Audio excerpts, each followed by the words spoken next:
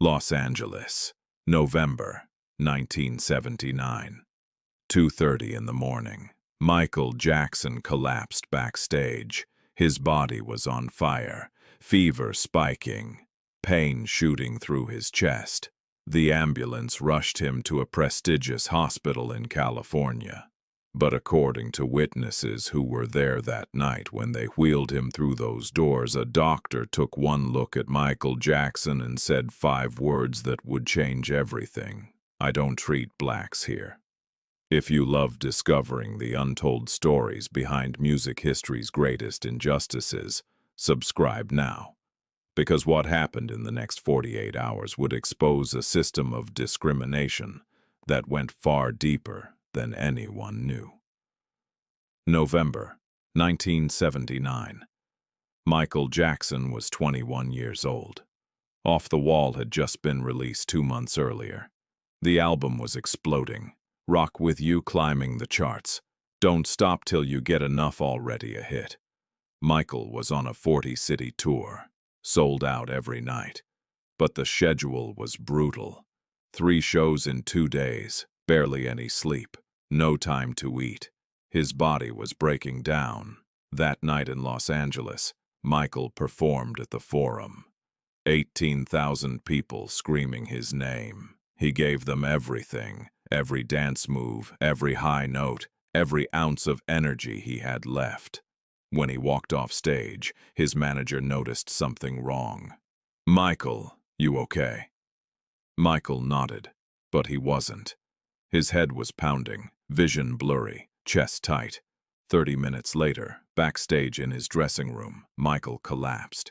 His body hit the floor. Security rushed in.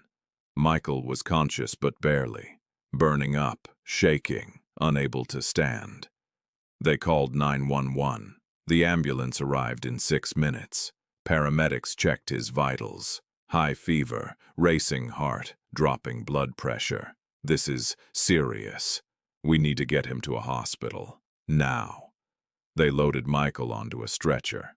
Sirens wailing, racing through the streets.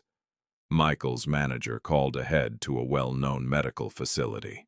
"Get a room ready. Michael Jackson is coming in. Emergency." The hospital confirmed. "We're ready." The ambulance pulled up to the emergency entrance. 2:30 a.m. They wheeled Michael through the automatic doors. A nurse at the front desk looked up, saw Michael on the stretcher, saw his face, and according to those present, her expression changed. "1 moment," she said. She disappeared into the back. Michael's manager stood there, waiting, confused. "Where's the doctor?" "We called ahead." The nurse returned, with a man, tall, mid-50s, white coat, stethoscope around his neck, the head of the emergency department. He looked at Michael, then at the security, then at Michael again. "This is Michael Jackson," the manager said. "He collapsed during a concert. Fever, chest pain, we need immediate treatment." Sources who were there that night say what happened next was something they'd never forget. The doctor stared at Michael for a long moment. Then, according to multiple witnesses, he said the words, "I don't treat blacks here." The room went silent. Michael's manager couldn't believe what he just heard. "Excuse me? You have a patient in critical condition." The doctor's response, as reported by those present: "This facility has standards. We don't serve his kind. You need to take him somewhere else." Michael was lying on the stretcher, barely conscious, fever raging, pain everywhere, and the doctor was turning him away.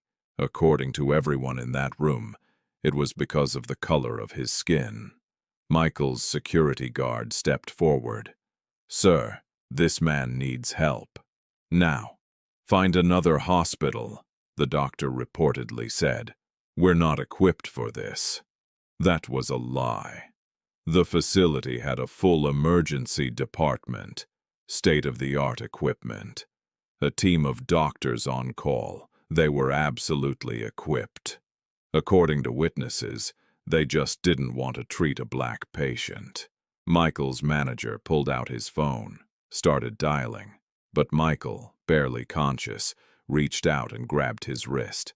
"No." Michael's voice was weak. "Don't. Just take me somewhere else. Michael, you need treatment now. We can't wait." I said no. Michael's eyes met his manager's. "I won't beg. Not for this, not for them." They wheeled Michael back to the ambulance, drove him to another hospital, 15 minutes away. 15 minutes that, doctors later said, could have been fatal. At the second facility, Michael was treated immediately. Severe dehydration, exhaustion, viral infection. Medical staff said if he'd waited another hour, the situation could have become life-threatening. Michael recovered, but witnesses say he never forgot that night. And what happened next would make sure no one else forgot it either. But the real reckoning hadn't even begun. 2 days later, Michael was released from the hospital, weak, tired, but alive. His manager came to pick him up.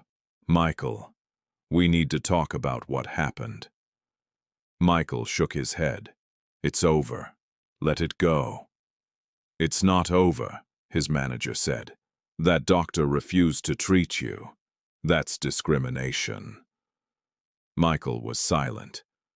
"I've dealt with this my whole life. Hotels, restaurants, stores. It never changes." "This is different," his manager said. "You almost died. If we don't do something, he'll do it again. To someone else, someone who can't go to another hospital." Michael looked out the window. "What do you want me to do?" "Tell the story, that's it. Just tell people what happened." Michael thought about it, then nodded. "Okay." The next day, Michael's team released a statement to the press. The response was immediate. Every major newspaper picked it up. Michael Jackson allegedly denied medical care. Doctor reportedly refuses treatment. Hospital faces discrimination claims. The story exploded, and the institution that had turned Michael away suddenly found itself under intense scrutiny.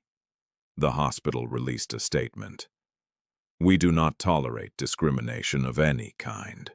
We are investigating this matter thoroughly." But the damage was done. Protesters appeared outside, dozens, then hundreds, carrying signs demanding answers. Inside, according to sources close to the situation, the board of directors held emergency meetings.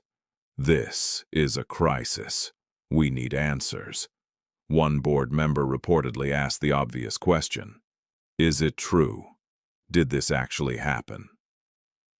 Hospital administrators, according to insiders, confirmed witness accounts. Multiple staff members corroborated the story. The board reportedly had no choice. The doctor at the center of the controversy was called into a meeting. According to sources, the conversation was brief. "Richard, we're terminating your employment, effective immediately." "What? You can't do this. You refuse to treat a patient based on race. That violates every code we have." The doctor, sources say, had no answer. "You're done. Clear out your office." Within 24 hours, he was gone from the hospital. But that was just the beginning. And what came next would ensure his career in medicine was over. Within a week, the story went national. Not just entertainment news, mainstream news, CBS, NBC, ABC medical community in uproar over discrimination claims. Professional organizations responded. The American Medical Association released a statement. "Discrimination in healthcare violates the fundamental principles of medicine." State medical boards opened investigations. His licenses came under review. According to medical licensing records, his career as a practicing physician effectively ended. He would reportedly never work in medicine again in any meaningful capacity. But it wasn't just about one doctor. The hospital itself became a target. Civil rights organizations filed formal complaints. Community leaders called for accountability. Within a month, according to industry reports, patient numbers at the facility dropped significantly. Doctors began leaving. Donors pulled funding. The institution that had been prestigious was now struggling with a reputation crisis it could never fully overcome. Years later, the building was sold and repurposed. Sources say the doctor left California, moved to a small town in Montana, attempted to rebuild his life. But according to those who knew him, the story followed him. Everywhere he went, people knew. You're the doctor who refused to treat Michael Jackson. He never practiced medicine again. He never recovered his professional standing. He never escaped what happened that night in 1979. This story became something that people in healthcare still talk about today. Years later, a reporter asked Michael about that night. Michael's response was measured. "I've faced discrimination at restaurants, hotels, even hospitals.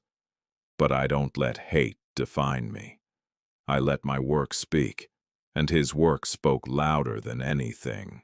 The incident became a case study. Medical schools reference it. Healthcare ethics courses discuss it. Discrimination in healthcare based on race is not just morally wrong. It has consequences. It should have consequences. What happened that night in 1979 proved something important. That, even when you're vulnerable, even when you're powerless, even when you're lying on a stretcher too weak to fight, your voice still matters. Michael walked out of that hospital. And according to those who worked in healthcare at the time, his willingness to speak up changed how these situations were handled. Not completely, not everywhere, but enough that it mattered. If this story opened your eyes to the discrimination Michael Jackson faced even at his most vulnerable, subscribe to this channel. We're uncovering the untold battles, the moments that shaped the legend, the injustices he fought. Hit like if this changed how you see Michael's impact beyond music, and share this with someone who needs to know that standing up for what's right, even when you're powerless, can make a difference. What do you think? Should there be stricter consequences for discrimination in healthcare? Let us know in the comments. We'll see you in the next story.